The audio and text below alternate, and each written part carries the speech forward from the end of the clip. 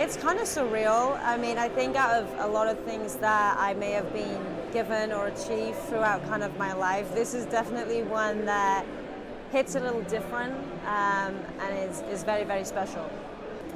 I think, in all honesty, it's just about me being myself and me being true to who I am and what I believe and kind of right from wrong, and even when things are like standing in my way, just really staying true to who I am. And that's really helped both sides of it. It's really helped me kind of in my career, but also in life.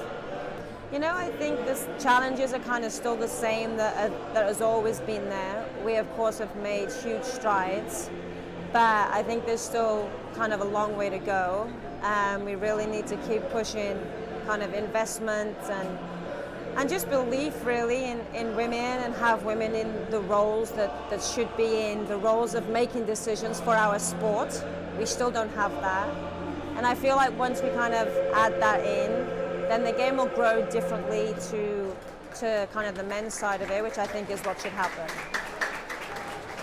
One of our biggest challenges is qualifying for a major tournament, which is something that we are really, really trying very hard to do.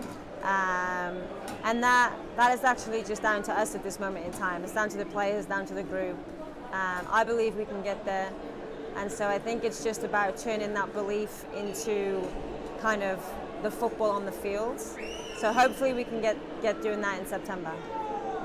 I guess my message is just, you know, one, kind of keep striving for what you want to achieve.